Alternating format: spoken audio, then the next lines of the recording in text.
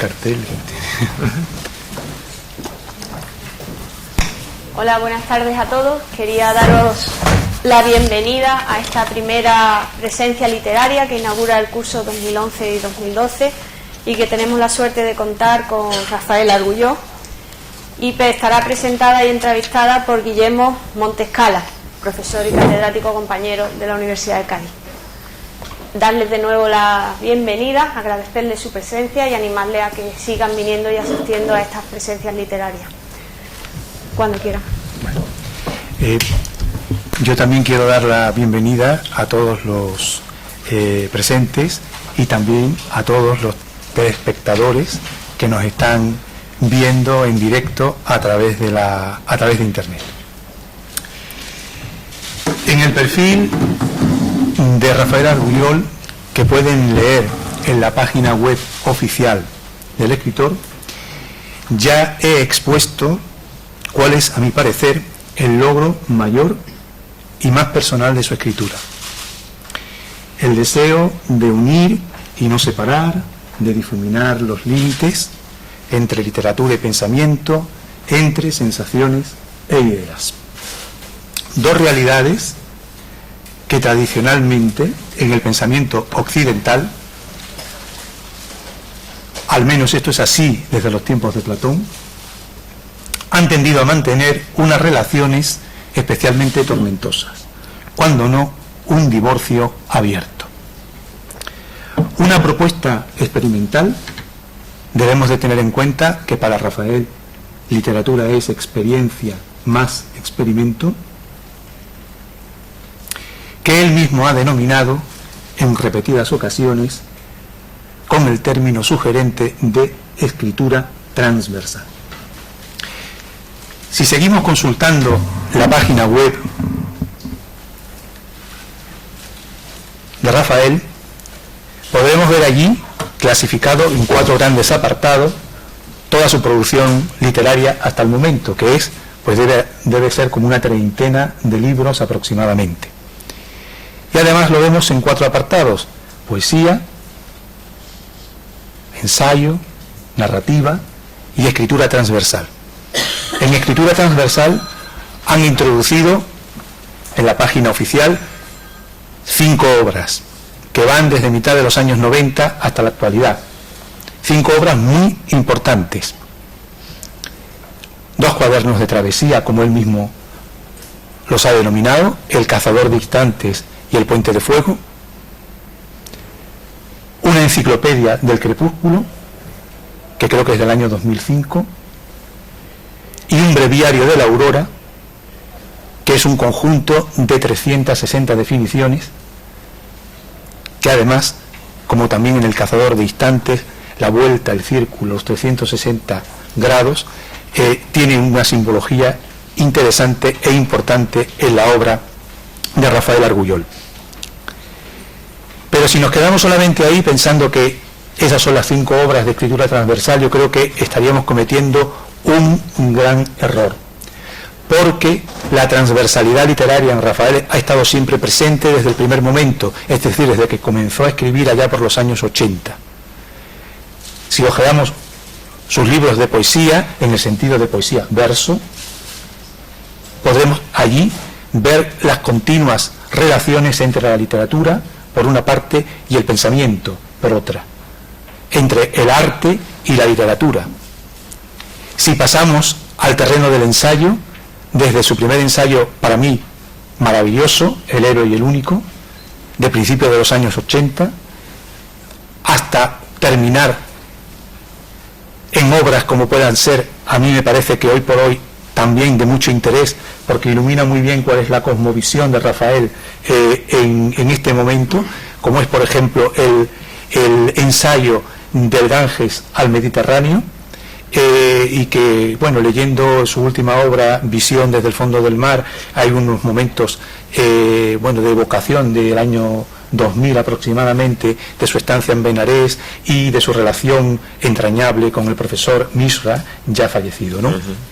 Yo creo que ahí, y aconsejo, porque realmente es una obra que puede pasar desapercibida, está ahí también en el stand, es una obra de muchísimo interés, de muchísimo interés, es un diálogo intercultural en colaboración con el profesor Misra, donde Rafael pasa revista a una serie de temas que luego van aflorando de otra manera, ya lo iremos comentando, en Visión desde el fondo del mar.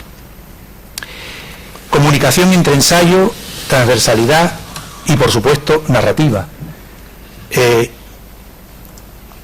Todos sabemos, o prácticamente es conocido, que Rafael es un excelente narrador, y no ya porque en el año 93 ganara el premio Nadal, que es un premio literario de gran prestigio, por una obra como La razón del mal, de la que también hablaremos algo en esta tarde, sino porque su narrativa igualmente está imbuida de todos estos rasgos que podemos ir encontrando en el ensayo, de que podemos ir encontrando también en la poesía.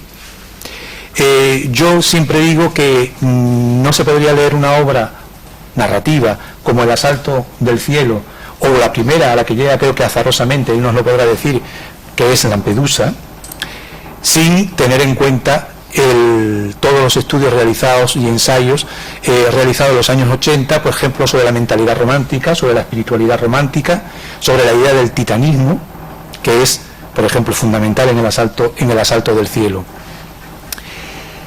Por tanto, como digo, es importante el tener esto en cuenta, que no se trata solamente de una pata de la mesa, esto de la escritura transversal, en la literatura y en la escritura de Rafael Argullol, sino que son vasos comunicantes que van apareciendo y desapareciendo en una parte o en otra.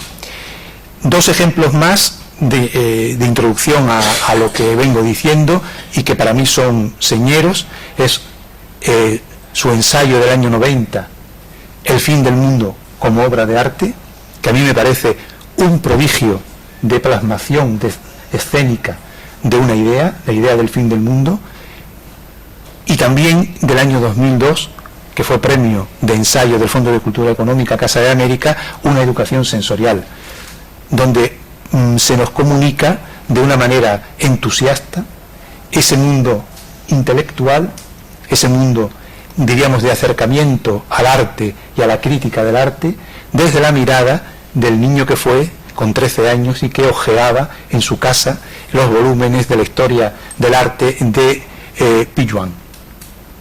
Ese diálogo entre el pasado, el presente, es decir, como él, que es catedrático de Estética y Teoría de la Literatura en la Universidad Pompeu Fabra, como él se desprende de toda esa vana erudición, de todo ese caudal de ir contándonos o hablándonos, haciendo hermenéutica del arte desde la, digamos, pose profesoral, y sin embargo recupera, precisamente por el flash de ver el fresco pompeyano de la bailarina en la Casa de los Misterios en Pompeya, precisamente la evocación de aquella adolescencia. Creo que por tanto son otros dos casos que demuestran de manera palpable lo que vengo diciendo.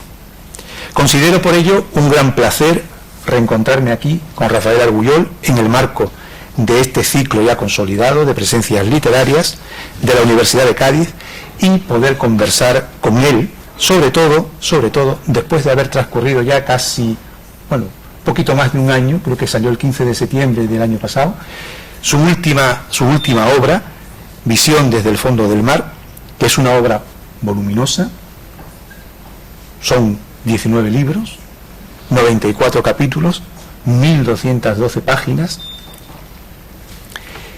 y de muy amplias miras. Para mí, es una renovación profunda del registro sapiencial en la literatura española. Y cuando digo registro sapiencial no es por decirlo, es diciéndolo de la manera que lo diría, creo, Rafael, es decir, sabiduría, que es ese punto medio, ese equilibrio entre razón y enigma. De eso hay mucho y a raudales en Visión desde el fondo del mar. La crítica lo ha saludado. Sí.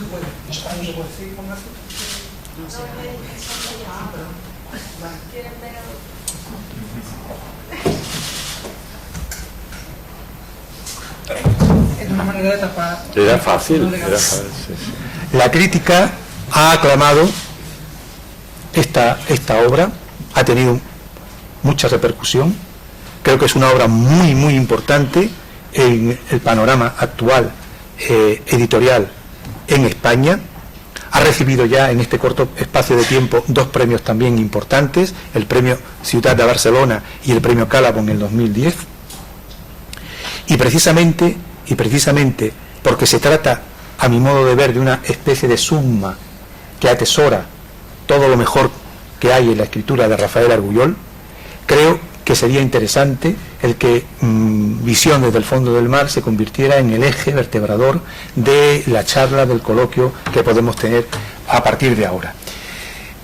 Yo doy, evidentemente, en nombre de la Universidad de Cádiz, la bienvenida calurosa a Rafael y podemos empezar el diálogo.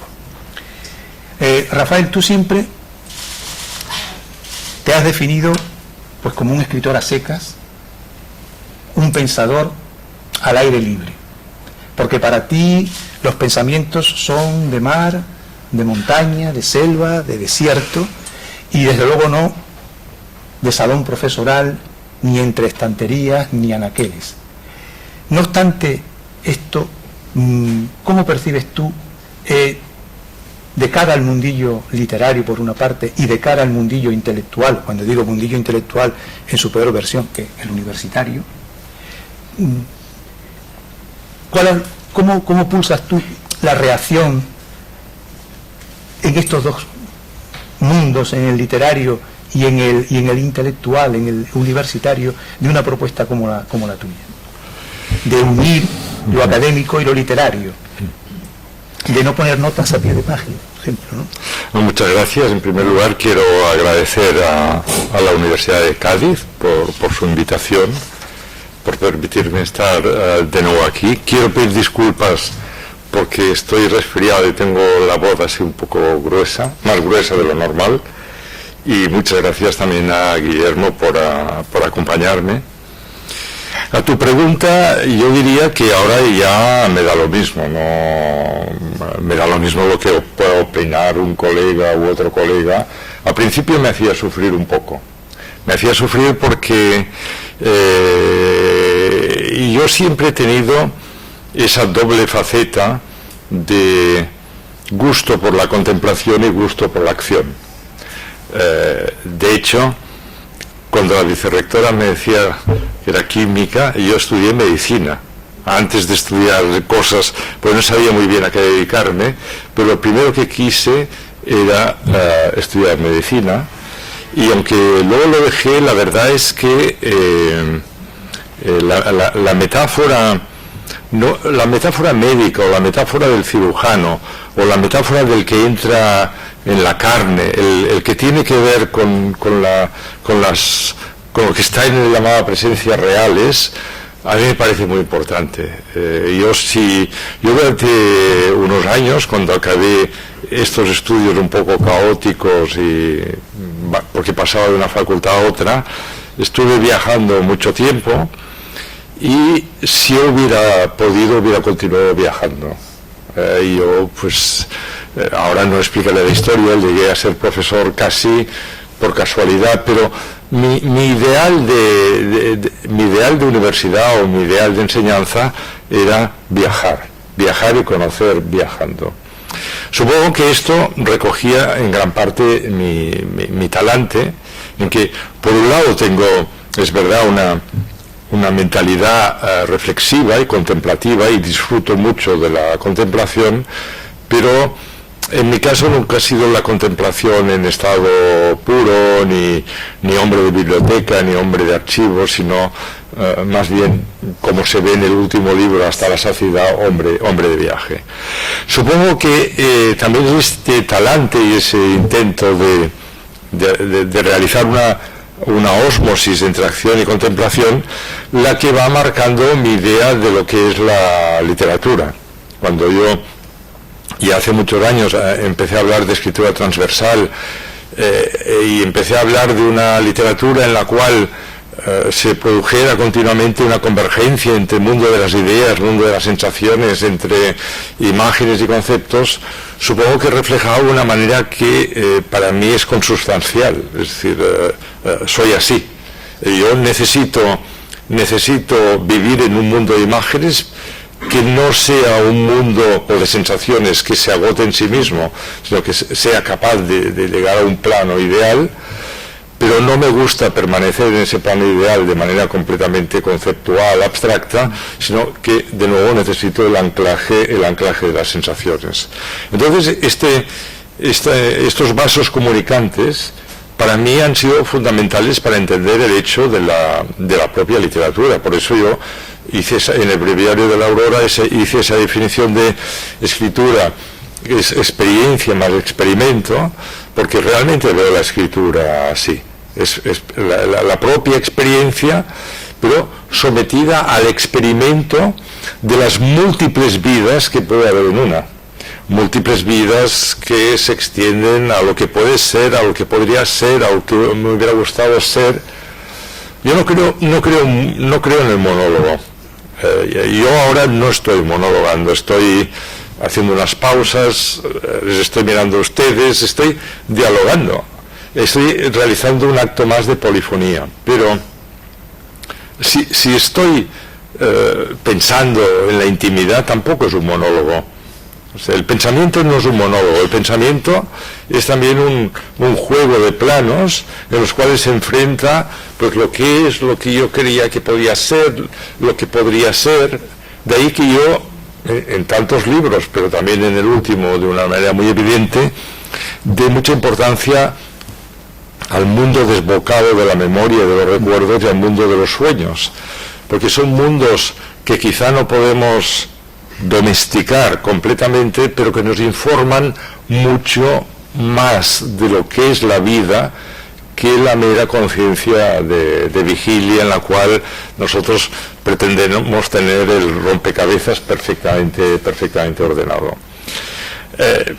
Si es así, pues claro, en el momento en que yo dejé de viajar continuamente, pero continué viajando mucho, y empecé a dar clases y empecé a dedicarme también a aspectos, digamos, más profesionales de la cultura. A mí siempre me ha importado muy poco cómo me llamaran. De hecho, he ido con el San Benito de escritor y filósofo. Filósofo siempre me ha parecido demasiado solemne, poeta demasiado cursi, y escritor es lo que parece más laico. Pero las etiquetas no. Lo importante es el tipo de acercamiento. Con eso acabo. Por eso yo no me he sentido ni me siento nada cómodo con lo que se ha llamado literatura posmoderna o posición posmoderna en literatura, porque para mí la escritura no es un artilugio, no es un constructo de simulacros, no es algo que, como el cirujano, hurga directamente en la carne. Y por eso siempre utilizo una doble metáfora que no procede a la teoría literaria.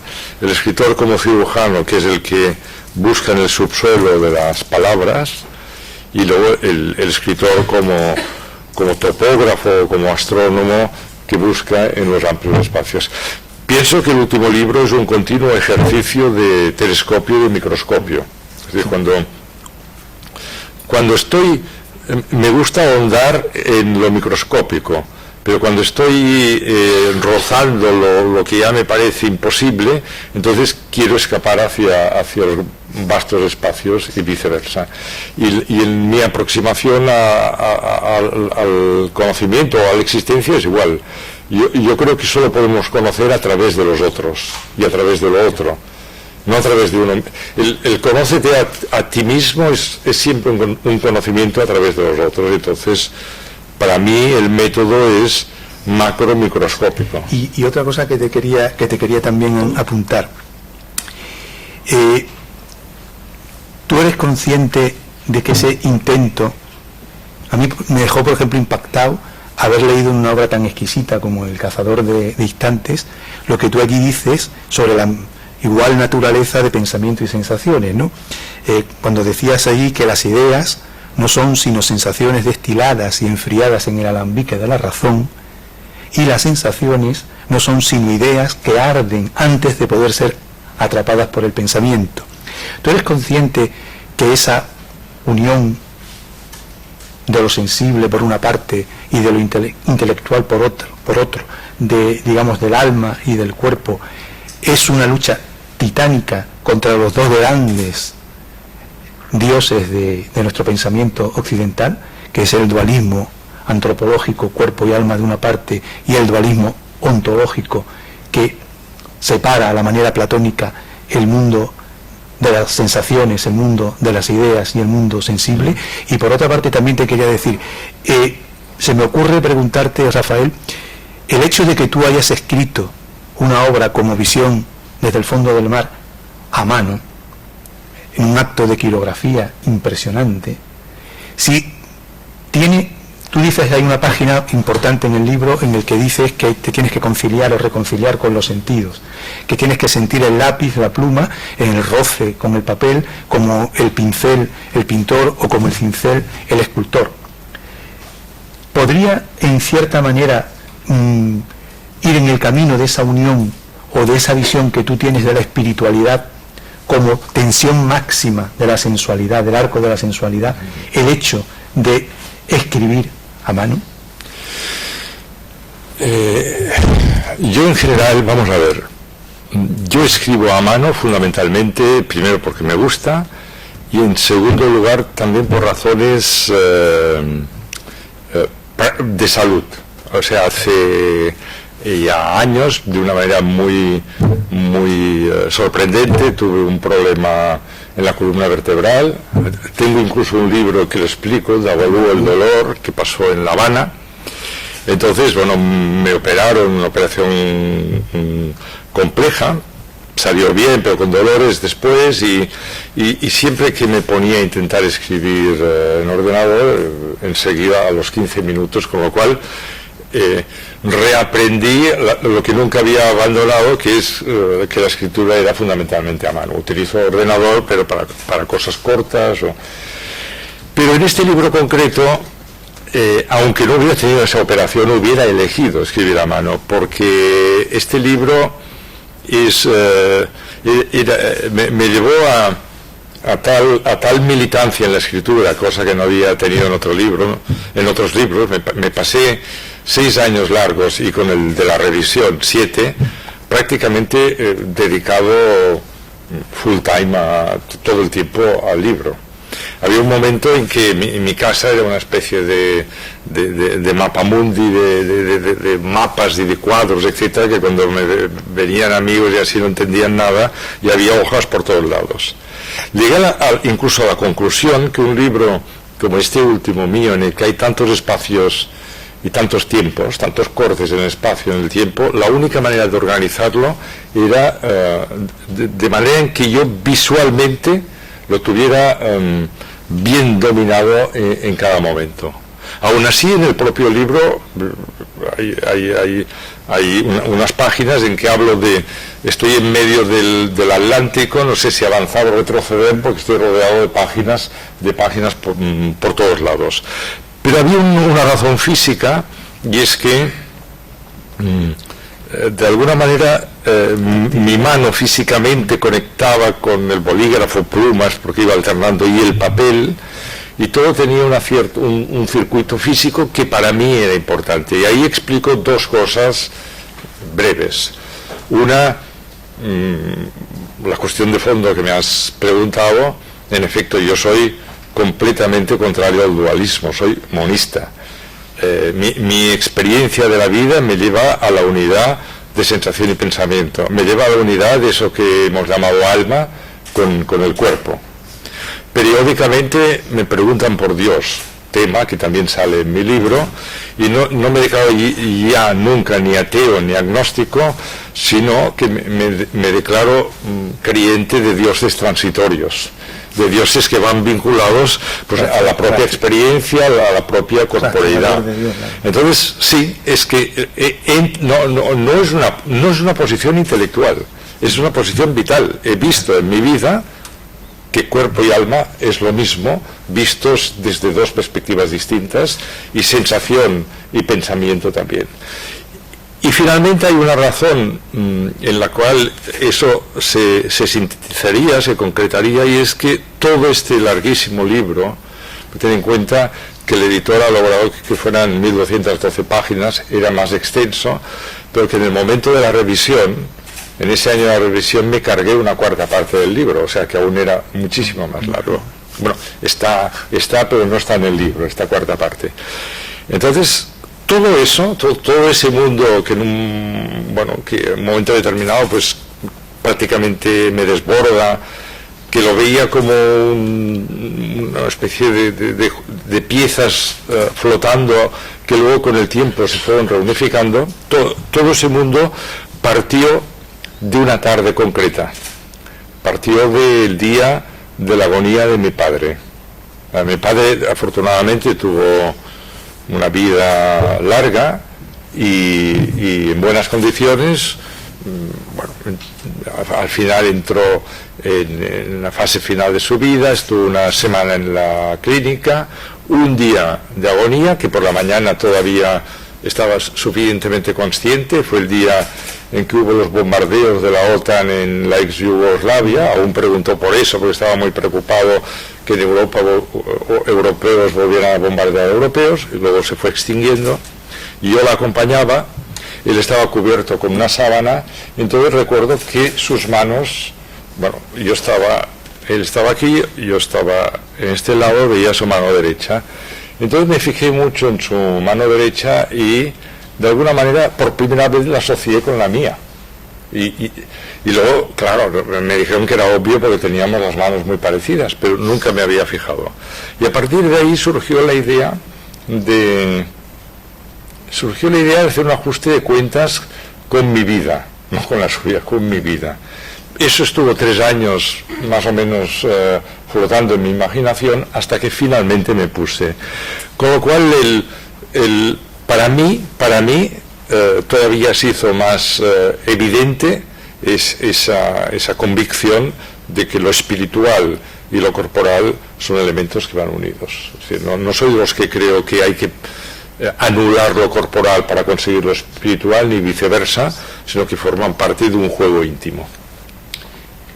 Y otro tema muy relacionado con el libro y que a mí me interesa particularmente, ¿no? También estamos acostumbrados, cuando estudiamos la cultura occidental, el pensamiento occidental, a hablar del paso del mito a la razón, del mito al logos. Tú dices, en Visión, que hay que desandar ese camino y que hay que volver a la fecunda ambigüedad del mito. Evidentemente, en la literatura de Rafael Argullol nunca hay mitologismo, hay mitificación, que son dos cosas muy distintas. Es decir, la captación del funcionamiento interno del pensamiento mítico-poético.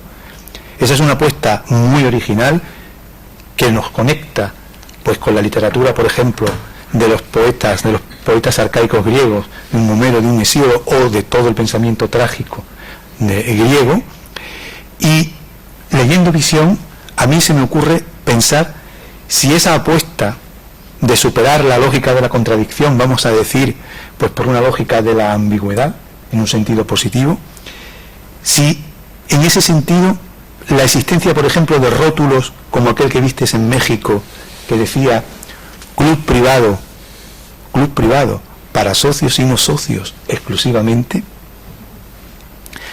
la mera picadura de una abeja, que es un episodio, una de las páginas memorables de Visión, conmovedora, o bien ese pájaro inmortal de John Keats, aquel en el que confluían acción y contemplación, o otro detalle finísimo, la relectura que haces de Guerra y Paz en el Transiberiano, en uno de los libros, un viaje larguísimo desde Pekín a Moscú, una segunda lectura necesaria, porque ya no es la lectura del dualismo ideológico, digamos, del sectarismo ideológico, sino, como él bien dice allí, todos somos rusos y franceses. Si realmente son signos, señales, como te gusta a ti mucho decir, señales imperecederas de esa fecunda ambigüedad a la que hay que volver por vía del mito. Mira, yo, como la mayoría de los niños de las escuelas europeas, había un momento que les enseñaban que había llegado a la edad de la razón. y te decían, ya eres un hombrecito. Que en el caso de las escuelas católicas esto más o menos coincidía con la primera comunión, otros no, y por el mismo año que te decían, ya eres un hombrecito, siempre había un profesor que te soltaba aquello de que el hombre civilizado es el paso del mitos al logos. Siempre había el profesor que te decía eso. Bueno, yo siempre me quedé con que nosotros éramos la consecuencia del paso del mito a la razón, del mito al logos, identificando logos con razón. Evidentemente, a medida que pasa el tiempo, que transcurre la existencia, te das cuenta que esto no es cierto. De entrada, tú lo sabes mejor que yo, eso ni siquiera es cierto en aquellos que se toman como referencia, porque Platón fue uno de los grandes constructores de mitos que ha habido en toda la historia de la cultura. Pero es que nosotros lo hacemos continuamente. De la misma manera que las comunidades, que los organismos colectivos inventan su identidad a través de la mitificación permanente, lo que nosotros sabemos de nosotros no es aquello que ocurrió, sino aquello que nuestro mito nos dice que ocurrió. Y yo en este libro he intentado precisamente enseñarme a mí mismo y enseñar a los lectores que no somos el producto de una identidad, sino que somos un juego continuo de identidades posibles, identidades que a veces ni siquiera se han presentado. Y de la misma manera, en este libro lo que intento es rescatar el mito que yo he ido construyendo. Porque lo que yo sé de mí mismo no es lo que realmente ha ido pasando empíricamente en cada uno de los minutos de mi vida. Lo que yo sé es lo que yo he construido a través de elementos como las pasiones, la memoria, los sueños, etc. Y eso da como resultado una visión.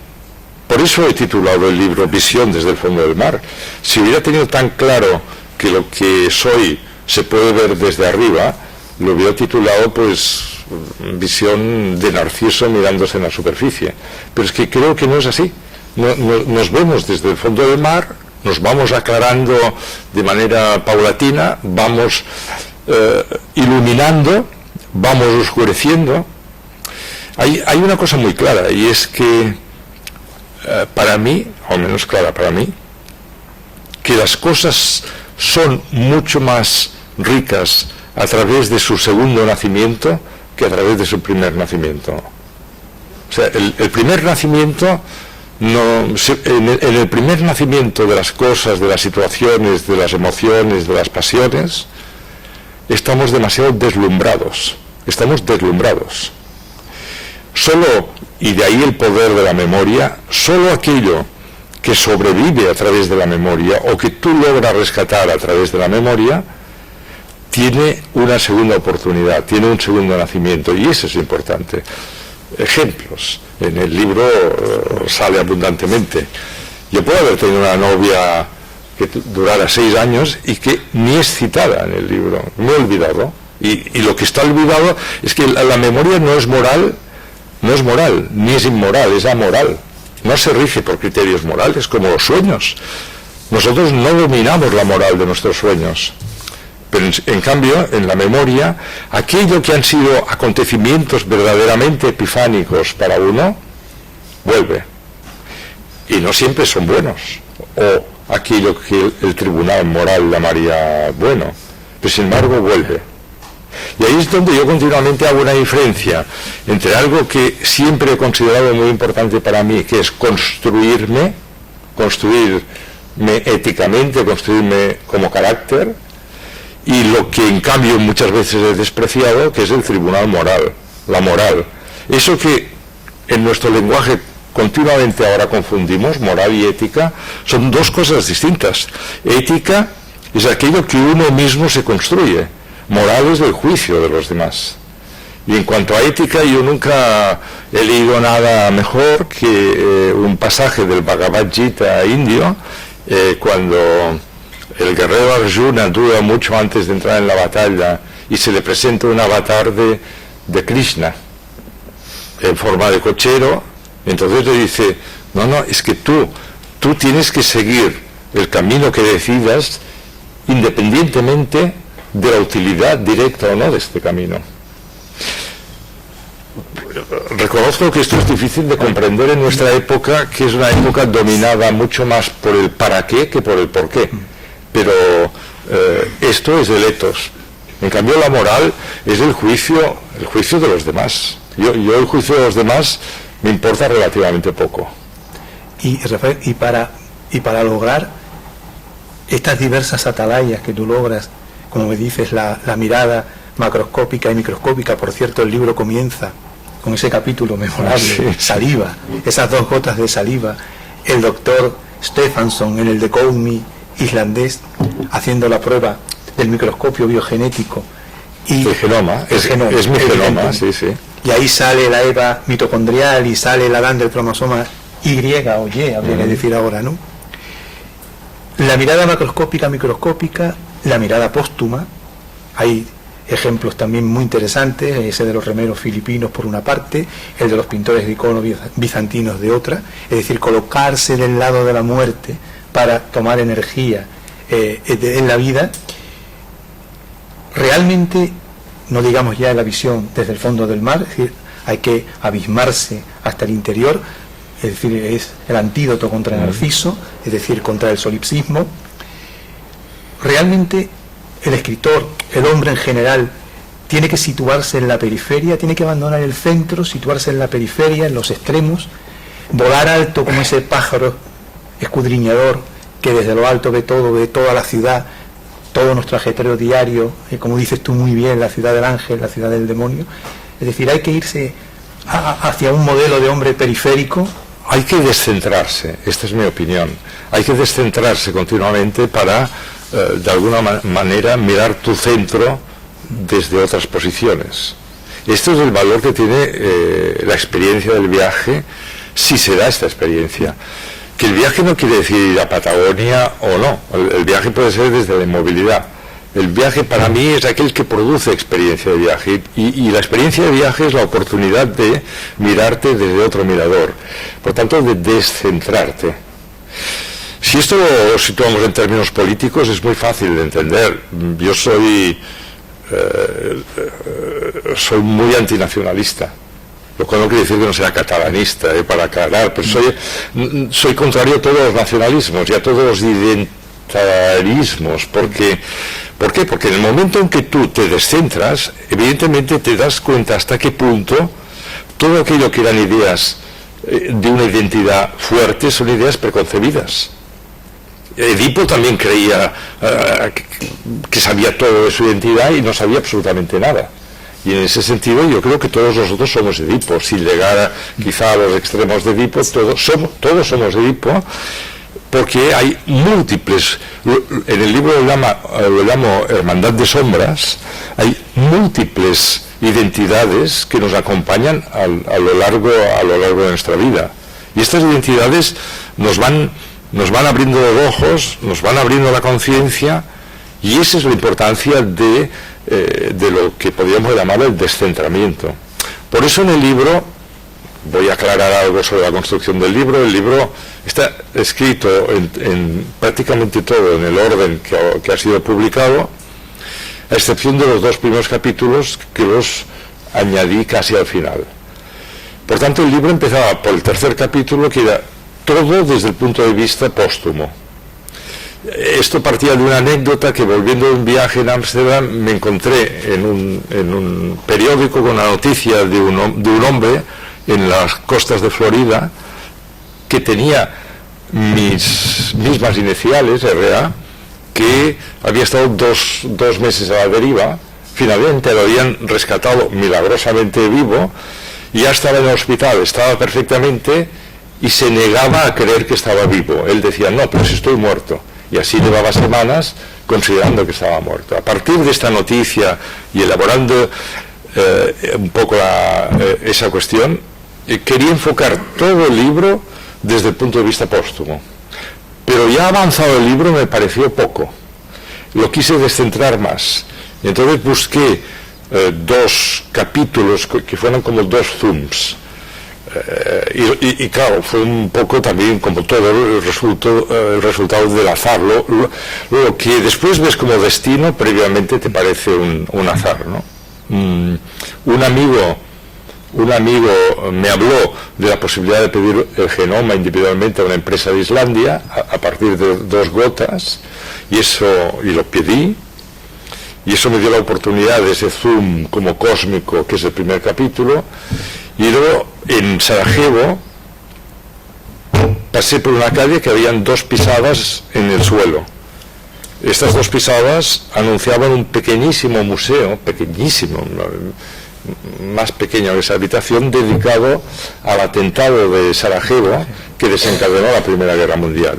Entonces hice una reconstrucción de ese atentado de Sarajevo a partir del principal protagonista, del hombre que mató al archiduque y a su mujer y cortó la descendencia del Imperio Austrohúngaro, un anarquista. Y luego cogí la bala y la trasladé hasta la Guerra Civil Española, con lo cual ya me acerqué a lo que podían ser mis propios tiempos históricos, ¿no? Y ahí, cuando te leí esas páginas, rápidamente pensé en ese libro, bueno, un libro que también es muy recomendable, famosísimo, un clásico, de los momentos estelares de Stefan Zweig. Precisamente en la relación, o sea, Stefan Zweig, yo recuerdo cuando leí aquel libro, que decía que la historia no era constante, la historia también era inconstante, que podía haber millones de horas inútiles, pero que en un momento había un punto de inflexión, un momento mínimo que marca un cambio, una inflexión, un cambio de rumbo, y ese cambio de rumbo puede evidentemente afectar a generaciones enteras, a individuos particulares, incluso a toda la humanidad. Y así comenzaba con Cicerón y llegaba hasta sus días. Esta poetización en el sentido amplio, porque nos comunica o nos capta el otro tiempo, ¿no hay algo de eso, por ejemplo, en esa construcción que tú haces al comienzo porque claro, Rafael dice, y con muchísima razón, que si hay un siglo titánico por excelencia es el siglo XX. Y él toma precisamente el atentado de junio del 14 en Sarajevo, lo toma como punto, ¿no?, de inflexión que lo va a llevar a través de la guerra civil, de las posibilidades y los descartes, hasta ese año 48, 49 en el que tú vienes al mundo, ¿no? A mí toda esta construcción, que en realidad estos 3 capítulos casi abarcan 100 páginas, o sea, que podría ser un libro en sí mismo, a mí me importaba, para abreviar, por 2 razones. Una, por el capítulo 3 llamado El Póstumo, me importaba como alguien que está muerto al escribir todo eso ya. Y los 2 primeros capítulos me importaban como alguien que hubiera podido no existir. Porque el primer capítulo, el del genoma, lo que me interesa del genoma es este árbol inmenso, o este árbol, sí, pero también este río con sus afluentes, subafluentes, que hacen que la probabilidad de que alguien llegue a existir es mínima, es una anomalía en el seno del cosmos y una anomalía en el seno del infinito. Por tanto, ya eso nos hace extraordinariamente frágiles.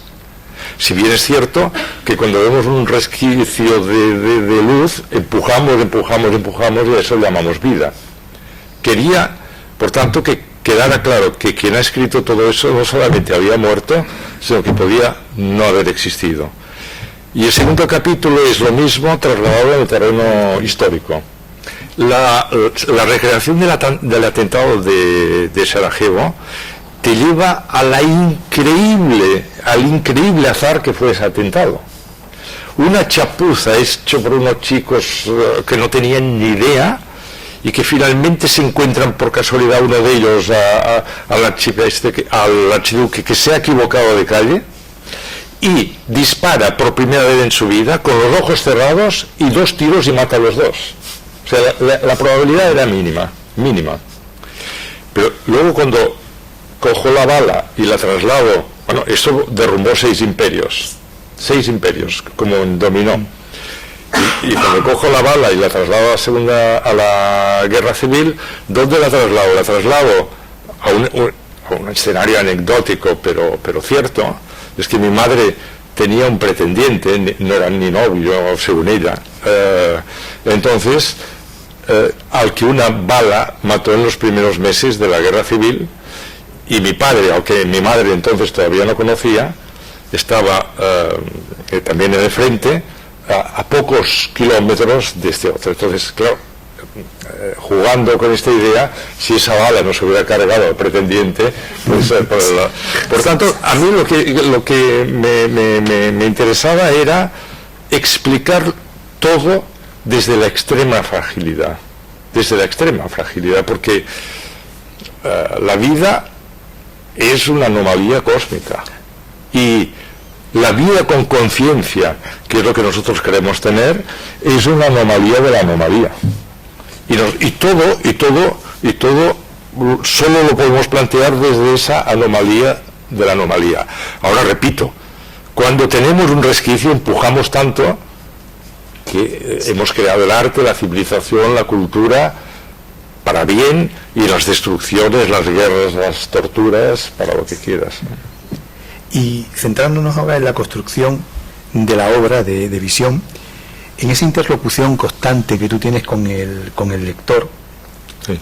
Empieza ya por la página 500 y algo, y va continuadamente apareciendo ese diálogo con el lector, el cómo lo llevas, como tal. Hay una parte que a mí me interesa, y es cuando tú dices que la obra Visión, si es algo, es fundamentalmente una obra proteica, que has tenido que hacer de proteo para poder evidentemente enfrentarte pues con este inmenso territorio para la escritura. Yo rápidamente cuando lo leí pensé que era una definición acertadísima, porque proteo, por ejemplo, la utilización que se hace en la composición literaria en la antigüedad, proteo une dos cualidades fundamentales y esenciales, que es por una parte la multiformidad, pero por otra parte la adaptabilidad de ese cambio. Y creo que eso es constante en la obra Visión. Es decir, la obra Visión no está desestructurada, sino está muy bien estructurada, y sobre todo hay un esfuerzo estilístico por dar una unidad de estilo. Y hay otro aspecto también de lo proteico en la obra que me gustaría destacar y reflexionar contigo, y es precisamente el ensanchamiento de lo poético, del horizonte poético. Cuando digo poesía no me estoy refiriendo evidentemente a obra en verso, sino me estoy refiriendo a lo que tú ya muy bien has definido, ni por la forma ni por el tema, sino a ese tratamiento temporal de la experiencia humana, regido arbitrariamente por la memoria. ¿Por qué te digo esto? Porque yo observo dentro de este territorio de la escritura transversal, y si lo ponemos en comparación, por ejemplo, con El Cazador o con El Puente de Fuego, es decir, con esos ejercicios de escritura extremadamente concisos, aforísticos, yo veo que en el caso de Visión está evidentemente esa captación del otro tiempo, pero que a la vez eso no significa una erradicación junto al relato secreto, junto a tu mito personal, una erradicación del relato oficial.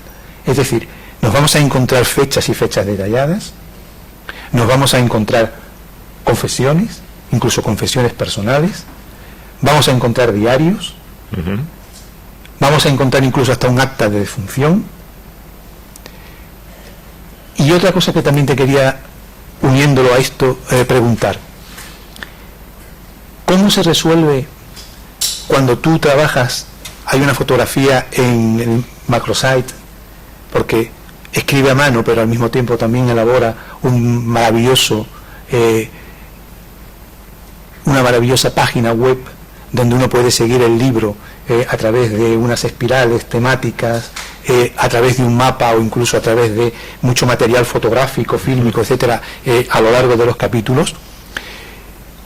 Cuando uno puede utilizar lo que yo llamo la memoria artificiosa o la memoria artificial, por ejemplo, ¿cómo se desmembra Cuadernos de viaje, que es escritura de inmediatez?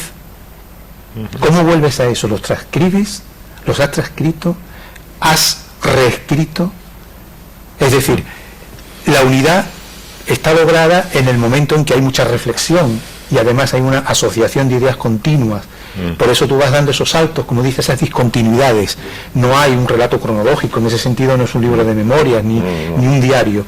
Pero, sin embargo, no es lo mismo, por ejemplo, y podrías comentárnoslo con respecto a, por ejemplo, educación sensorial, que es un estímulo visual, en este caso el fresco pompeyano, que te devuelve a tu infancia o a tu adolescencia.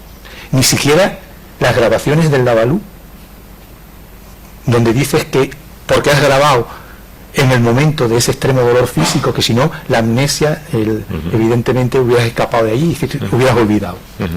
Sin embargo, aquí hay todo un material de escritura inmediata, que aquellos cuadernos están puestos, ¿cómo están trasladados? Mira, ahí, en lo que dices hay dos cuestiones, lo de la metamorfosis. Sí. Tú antes te has referido a mí con el término sabiduría, pero yo no soy sabio. Me gustaría, pero no lo soy. Es decir, soy alguien que siempre ha estado demasiado dominado por las pasiones, como queda muy claro en el libro. Sí que he aspirado a la sabiduría, pero no. Y alguien dominado por las pasiones no puede declararse nunca sabio. ¿Eso qué quiere decir? Que en la gran dualidad de Occidente, por ejemplo, lo que ya Platón que expulsaba a los trágicos de la ciudad ideal, ¿por qué? Por eso. Yo no creo que un hombre pueda llegar a tener una identidad constante, la del sabio, sino creo que lo que un hombre puede llegar a hacer a lo largo de la vida es jugar todos los papeles de la tragedia y de la comedia. Por tanto, yo defiendo la escenificación trágica o tragicómica en ese sentido, porque son nuestras múltiples identidades. Eso te obliga a una especie de metamorfosis continua, porque tú no puedes renunciar prácticamente a ninguno de tus papeles, ni unos ni otros. Por tanto, la idea de metamorfosis tiene que ver con ese continuo juego o búsqueda de esa polifonía de identidades a la que antes me refería, y que en el libro queda constatado múltiples veces. Hay un capítulo por el cual yo tengo una simpatía particular, que es que estaba viajando por el nordeste de Brasil sin saberlo. Me encontré con un pueblecito que se llamaba Barcelona, que no sabía que allá había una Barcelona. Me senté, eran las 12 de la mañana, me senté en el banco del pueblo, un pueblo miserable. Había una iglesia, la placita estaba limpia, y llegó un señor negro que yo calculé que era más o menos de mi edad, y nos sentamos y estuvimos prácticamente una hora mirándonos uno al otro, sin intercambiar palabra. Él de Barcelona y yo también de Barcelona. Y entonces inevitablemente yo pensé, bueno, es que yo podría ser tú y tú él. Este juego de miradas en el libro se produce continuamente, en el presente, en el pasado, los pintores bizantinos, en todo. Por tanto, una de mis obsesiones ha sido siempre esta, ver toda la potencialidad de identidades que puede haber en uno. Y a eso es lo que yo llamo conocimiento, pero no sabiduría, porque sabiduría es alcanzar un estado que es más para mentalidades que yo no tengo. Mentalidades, por ejemplo, el que alcanza la belleza en sí en el discurso socrático, el budista, pero yo no la tengo porque podría estar esperando la iluminación budista, pero de repente algo me haría alejar de esa iluminación, por tanto no la tengo. Esto por un lado. Por otro, en cuanto a la construcción del libro, yo creo que fundamentalmente es una lucha con la memoria. Yo no tenía cuadernos, no tenía cuadernos escritos. Cuando me puse a hacer el libro tenía 33 cuadernos de viaje, pero con anotaciones, muchas veces crípticas. Por ejemplo, el nombre de un restaurante en Honduras, nombres que me llamaban la atención, conexiones, pero que un lector desde fuera pues, no hubiera entendido nada. Solo alguna cosa estaba redactada, pero no estaba. Con lo cual el libro, todo él es material hecho en esos años, a excepción de una mini novela que coloco dentro, llamada Noche Transfigurada, que es el último año de la vida de un adolescente, escrita realmente cuando yo era muy joven. y que, abandonada, reencontrada, vuelvo a utilizar aquí con ligeras reformas, pero lo digo en el propio texto. El resto es todo hecho en estos años, y de ahí la explicación de que estuviera tan obsesionado con la idea de hacer algo militante, porque quería unidad de estilo. Si esto mismo lo hubiera hecho en 20 años, se hubiera notado esa dispersión. Ahí quería esa unidad. Pero fundamentalmente es esta lucha con la memoria.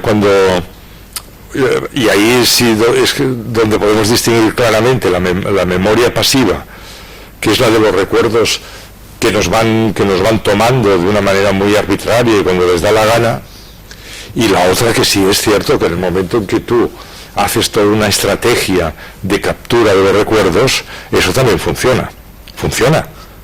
O sea, es verdad que en estos 7 años yo hice una recaptura de cosas impresionantes que amigos míos, familiares, etcétera, no recordaban absolutamente nada, porque entonces se actúa por analogía o por lo que Baudelaire llamaba correspondencias. Una cosa te lleva a la otra. La literatura siempre ha sido eso. El propio Baudelaire decía que el poeta es el maestro de la memoria. Y aún me gusta más una definición que dio un poeta ruso del primer tercio del siglo XX, Osip Mandelstam, que dice: el poeta es el maestro de los ecos, que es muy bonita, porque en el fondo lo máximo que puedes hacer es ir de eco en eco, sabiendo que el sonido originario nunca lo vas a escuchar, pero a medida que vas, digamos que la red de ecos es más tupida, más cerca te parece estar de ese sonido originario. De ahí que el sonido originario siempre esté delante y el origen siempre esté delante, que es una de mis convicciones filosóficas, que la patria está delante, no atrás. Buscamos el origen, buscamos el sonido originario, pero no lo buscamos en un ejercicio de nostalgia. Y en mi libro yo creo que no hay ni una línea de nostalgia, lo buscamos como un viaje hacia adelante. Y otro caso que a mí me ha parecido prodigioso dentro de, digamos, de esta poetización que hay en Visión, es este caso especial, vamos a llamarlo de palindromía, es decir, de recorrido inverso. Ese momento en el que descubres, tras la muerte de tu padre, esa caja de Casa Landa con 20 carretes que no habían sido nunca revelados, que los llevas a revelar 50 años después, que están curiosamente perfectamente, y además es un recorrido inverso desde los 7 años hasta el día del nacimiento. Y hay una descripción, Rafael es un exfrasta, es decir, un descriptor maravilloso, va describiendo la fotografía que se pueden seguir después en la web. Uno puede ir allí y va viendo muchas de estas fotografías que están colgadas allí en la web de creo que es en la página tuya, la editorial de Acantilado, sí. Precisamente creo que es un hallazgo, es no ya solamente la circularidad del tiempo, la discontinuidad, el que ahora aparece el año 78 y pasado y luego aparece el 2005, sino precisamente ese recorrido que convierte, es como una inversión de lo que la mentalidad romántica diría de la cuna a la tumba, pues al contrario, de la tumba a la cuna, nacer entre gusanos y polvo y morir en el seno materno, ¿no? Es decir, creo que es otro caso. Pero fíjate que aludiendo al intento de evitar la nostalgia, que parte de esa idea de que mi madre encontró esta caja con rollos no revelados. Mi padre era fotógrafo aficionado, pero muy buen fotógrafo, y ahí misteriosamente estaban ordenados, era muy puntilloso, y los carretes aquellos que se escribía estaban ordenados en sentido inverso ya. O sea, yo me limito a seguir el orden que realmente había. Entonces, ese orden lleva hacia mi 0 años o hacia mi primer minuto. Pero fíjate que ese capítulo, como el resto del libro, está todo él conjugado en presente. Pero este fue una opción literaria para mí muy importante. O sea, yo escribo en presente cuando tengo 30 años, cuando tengo 2 años, cuando tengo un mes, o cuando estoy evocando lo que puede pasar dentro de 200 años. Sí, es un presente continuo, de manera que el pasado y el futuro quedan integrados en ese presente. Claro, si no es así, uno cómo puede describir, como se describe en el libro, la salida del vientre de su madre. Yo la describo en presente.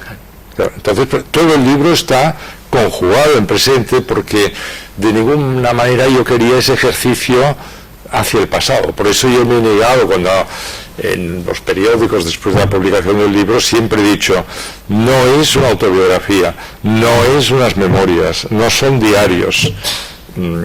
Hay muchas variaciones genéricas, pero si algo hay que considerar en cuanto a la llamada literatura del yo que yo pudiera aceptaría la palabra autorretrato.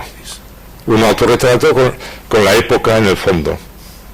Pero autorretrato, un pintor se hace un autorretrato en diversos momentos de su vida. O sea, yo no partía del hecho de hacer unas memorias, y no lo son de ninguna manera. Y ese autorretrato tiene que ser necesariamente, vamos a decir en términos pictóricos, en técnica de claroscuro, ¿no? Me refiero, para poder captar la ambigüedad de nuestra propia naturaleza. Es decir, hay páginas también muy interesantes en Visión donde confrontas esta idea tuya del autorretrato verbal con otros retratos pictóricos o no, de cabeza cortada o con cabeza cortada. Ahí, por cierto, hay unas páginas donde vas describiendo todo el proceso de la elaboración del retrato que te hizo Hernán Cortés. Sí. Bueno, gaditano y conocido. Gaditano, que es verdad. Y conocido, muy conocido, ¿no? Sí, sí, sí. Incluso de cuerpo entero y sin cuerpo, es decir, nos habla de las resonancias, nos hablas de las gammagrafías, hablas también de escáneres, etcétera, e incluso un capítulo especial que me ha parecido muy logrado y muy interesante, retratos de cuerpo herido, ¿no? O con cuerpo herido, porque, como has dicho anteriormente, efectivamente la herida es como una ventana abierta al mundo, es decir, por la que uno puede evidentemente conocerse. Es, como te digo, el claroscuro, es decir, el título ya evoca ese claroscuro, y luego también ese vaivén continuo, porque es esa sucesión de 4 capítulos, retrato con cabeza cortada, que es el juego del retrato de Hernán Cortés, el retrato de cuerpo entero y sin cuerpo, el retrato de cuerpo herido y el rayo negro van avanzando en el cuerpo. Pero fíjate que el que viene a continuación, llamado entraña, entonces pasa del cuerpo a las entrañas de la tierra, y entonces hay ese viaje por los volcanes y por los metros de las grandes ciudades, el de Moscú, por ejemplo, pero que parte del propio cuerpo. Entonces es continuamente la idea macro, microscópica, ¿no? Y en el ensayo Aventura, una filosofía nómada, definías allí al hombre como animal nostálgico, en el sentido en que tú empleas la palabra nostalgia. Es decir, el hombre está siempre a la búsqueda de algo perdido en un horizonte desconocido, ¿no? Peregrinando, por tanto, como un nómada por el mundo. Luego, en El cazador de instantes, nos dices que hay que viajar siempre con el cuerpo o la imaginación. Hay que adentrarse en tierra de nadie, estar de paso, detenerse es condenarse. Y ahora en Visión nos propones un epitafio muy lacónico, viajó. Nos propones un lema, navegar es necesario, vivir no, que es un lema que procede de Plutarco, de la vida de Pompeyo, que lo utiliza luego la Liga Hanseática, y es muy interesante la propuesta personal de interpretación que hace Rafael en una dirección, pues por ejemplo, completamente distinta y opuesta a la que hace el futurismo de D'Annunzio, o incluso pues ciertas ramas del fascismo italiano. Es decir, Nos propones un grito, en visión, el mundo cabe en una maleta, y por último una certeza: si hubiera permanecido siempre en la misma ciudad, no estaría en condiciones de recordar absolutamente nada. Por tanto, viajar es lo que, digamos, nos da el pasaporte para poder entrar y habitar esa casa deshabitada de la que tú hablas en el libro, ese punto ciego donde todos los universos simultáneamente, todo lo que está dentro, todo lo que está fuera es asible. Yo lo tengo comprobado. La gente que quede instalado en un solo escenario, sea el que sea, no recuerda. El que no se mueve, la Biblia ya lo propuso eso: a quien el padre abrazó era el hijo pródigo, no el que se quedó en casa, ¿no? Entonces, toda persona que se instala, o sea, ¿por qué estamos tan rodeados de muertos vivientes en nuestra sociedad y de apáticos? Porque es gente que no tiene ningún interés en realizar esa operación de descentramiento que antes he indicado. Están instalados en su comodidad, en su seguridad, en su estabilidad, en su pequeña parcela, del tipo que sea, profesional, sentimental, política, lo que quieras, y eso no produce ningún dinamismo, ningún descentramiento, y con el tiempo no produce ninguna memoria, ninguna. Por tanto, sí que creo que es así. Pero de las frases que has dicho, y yo me quedaría además con otra en la que creo mucho, y es que es como si naciéramos con la mitad de la frase escrita y nos pasamos la vida intentando escribir la otra mitad. O sea, el sentido nostálgico que has indicado, de animal nostálgico, es en ese sentido. Es como si tuviéramos una oscura intuición de que existía una frase entera y buscáramos a lo largo de la vida esa otra mitad de la frase. En castellano y en algún idioma hay una palabra que a mí me gusta mucho, pero que está casi en desuso, pero que es muy bonita, que es entereza. Tener entereza. Tener entereza es esa especie de tendencia a recuperación de la unidad, de la integridad, que sería, entonces ahí ya podríamos hablar mucho de la unidad con el entorno, la unidad con la naturaleza, la unidad del amor, la unidad erótica, la unidad cósmica. Hay diversos frentes a través de los cuales uno busca intentar construir el resto de la frase. ¿Y tú definirías visión como una especie de terapia contra la normopatía? Es decir, normopatía define en Breviario de la Aurora Rafael, es la patología, la enfermedad de los normales que acusan a los otros de no serlo, ¿no? Hay una amplísima galería de los otros. En el libro primero, a mí uno de los que realmente me enganchó desde el primer momento fue El Inocente, Frank. La historia de Frank es conmovedora y además aleccionadora. Este nuevo Empédocles, digamos, ¿no? Es decir, con ese final de integración en el todo, etcétera. Pero hay muchos más. Ulises Santamaría es otro personaje interesantísimo. El mendigo anónimo, aquel que te dio la torre de ajedrez en Barcelona. El doble, él está hablando, bueno, pues de aquel negro de la Barcelona de Brasil, o del que no quería ser sacado, rescatado de su condición de muerto, o también el mendigo Rafael de frente a la Plaza de la Concordia en París, también es muy interesante, ¿no? ¿Tú crees, o incluso otros dobles mucho más, digamos, sutiles, por ejemplo, tu amigo Manaso, el alquimista, el hecho de que vayas tú a visitarlo en tu cumpleaños, yo creo que también es una especie de esos hilos invisibles que te unen. Creo que la cosa va por ahí, ¿no? Se podría entender contra los adoradores del yo, visión desde el fondo del mar como un tratado, por decirlo de alguna forma, contra la normopatía. Para mí catártica ha sido, porque pasarme 7 años escribiendo eso solo dejar de escribir y soltarme ha sido catártico, ¿no? La terapia, pero lo explico en el último capítulo. El libro tiene 94, pero claramente hubiera podido tener 93. En el último capítulo trato de explicarme por qué he escrito el libro. Y bueno, la conclusión a la que llego es que he intentado, a través del ejercicio del libro, intentar liquidar en lo posible los intermediarios que había pues en relación a la vida, fundamentalmente los que yo había creado, los que yo había fomentado, etcétera. Por tanto, ¿los he liquidado o no? Bueno, en parte creo que sí, en parte no, porque es muy difícil, ¿no? Pero sí que al menos para mí ha tenido un cierto ejercicio catártico. Y por último, por parte mía, después abriremos un breve turno por si quiere la sala preguntar.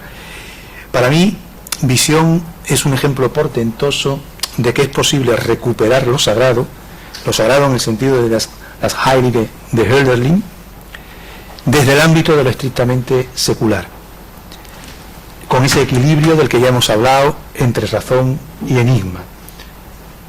No obstante, al margen de encontrarlo en la escritura de Rafael, ¿podría realmente, y entronco con lo último que has dicho, verse lo sagrado alguna vez realmente libre de intermediarios?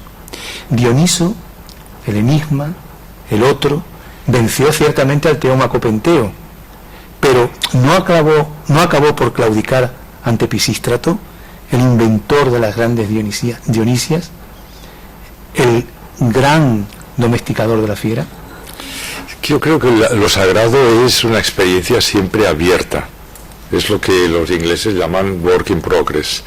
El tema es cuando, a través de los sacerdotes, a través de los dogmáticos, a través de los teólogos, esto que es un proceso espiritual de cada uno, y de cada uno en su conexión con esa mitad de la frase que quiere construir, en su conexión con el mundo. El problema es que cuando eso cae en manos de los dogmas de los teólogos, de los filósofos, de los profesores, de los sacerdotes, entonces sí que se convierte en un formulario y se convierte en una doctrina. Pero cuando lo sagrado está transformado en una doctrina, deja de ser sagrado para mí. Tiene que ser algo vivo, algo personal, algo a lo que tú te lanzas a través de tu propia experiencia. Claro, el primer tour operador, por ejemplo, cuando hablamos de iniciación y del viaje como iniciación y pensamos en los modelos griegos, por ejemplo, en los mitos eleusinios, la vía sagrada, esa que recorre en diagonal el ágora de Atenas, los 22 kilómetros, yo creo que es la primera autopista de tour operador. Es decir, era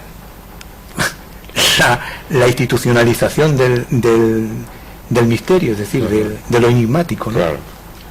Bueno, pues yo doy las gracias a Rafael por haber tenido la atención de estar aquí con nosotros y de responder a las preguntas que le he ido formulando, y como creo que bueno se ha abierto pues un abanico amplio, ¿no?, temático, de interrogantes y de cuestiones, si en la sala hay alguien que tenga interés en hacer alguna pregunta, pues este es el momento, ¿no?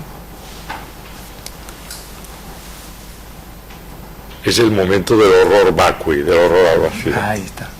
Sí. Primero quiero dar las gracias a la organización y a usted por estar aquí.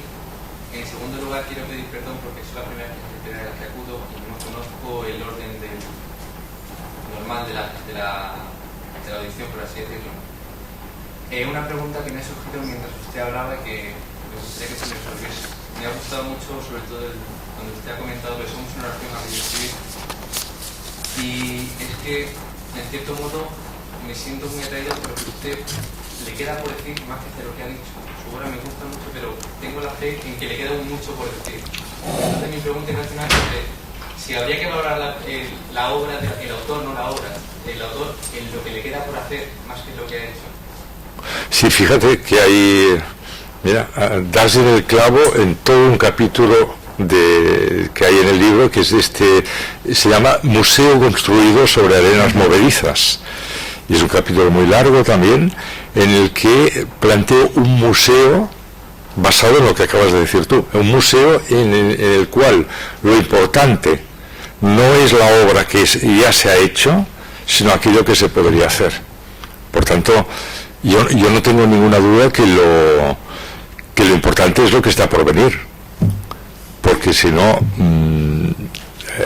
si tú eliminas todo lo que es el campo de la expectativa, del deseo, de la espera. En el libro se habla mucho de la ambigüedad de la espera, que Guillermo conoce mejor que yo, porque en griego espera y esperanza era elpis, la misma palabra, y que nunca se supo muy bien si era buena o era mala, ni aún lo sabemos nosotros, ¿no? Porque la caja de Pandora, cuando se quedó en el fondo, no hay manera de discernir si es una buena cosa o una mala cosa que se quede.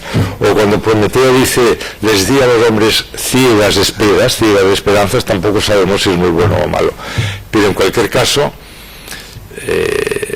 yo pienso que mantener el deseo es muy bueno, el deseo, que el momento en que provisionalmente podemos perder el deseo, pero el momento en que perdemos establemente el deseo, aunque técnicamente no lo estamos muertos.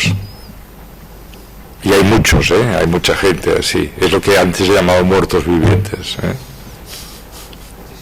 que es la apatía, la no pasión, ¿no? Hay un ruido aquí que casi me impide, si puedes gritar un poco. No. Es que si no te sientes desnudo después de haber escrito Visión. Vaya cosa, ¿no? Te puedo leer...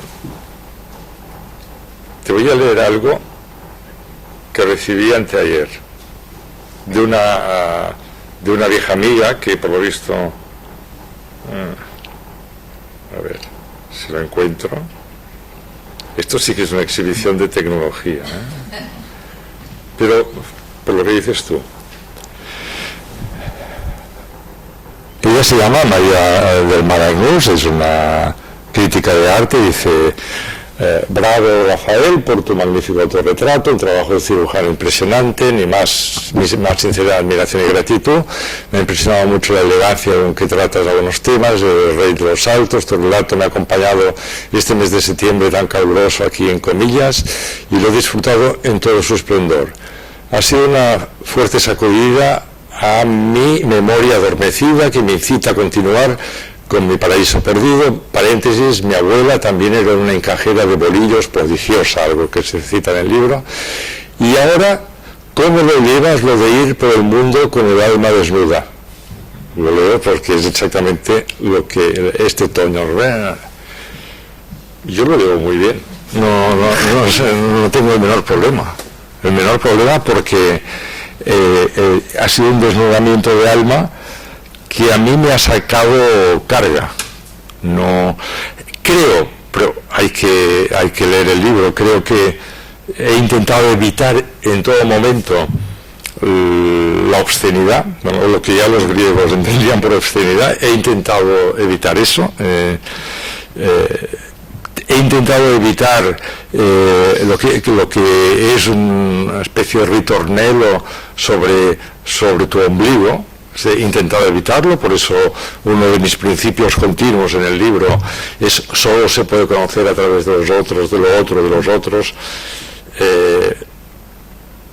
El alma desnuda, bueno, el alma debe ser como una cebolla que va teniendo capas, va sacando capas, pero siempre queda mucha. Siempre queda mucha, es el iceberg, ¿no? Por más que ahondemos en la montaña del iceberg, realmente queda muchísimo por decir y por averiguar. Pero digamos que para la situación en la que me encontraba a mitad del libro, que si os debo confesar que no sabía qué era lo que tenía entre manos, porque estaba con muchas páginas, pero no sabía a qué pertenecía aquello. Sabía que no era de ningún género en concreto, pero no pertenece. Pues, y para lo que es el país, ahora me refiero a España, que arriesgaba mucho en este libro y que me podían pegar cada palo brutal, pues puedo estar relativamente contento. Yo creo que sí. Sí, porque era un libro que es cierto que, sin embargo, como ningún libro previo, exponía muchos flancos desnudos, eso es cierto, pero no sé si lo conseguía, pero uno de los criterios era intentar evitar la obscenidad, ¿no?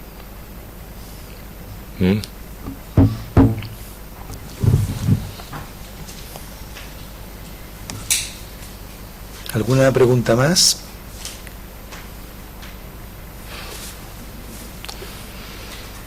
No, pues muchas gracias por su presencia y hasta la próxima, ¿no? Nos veremos pronto.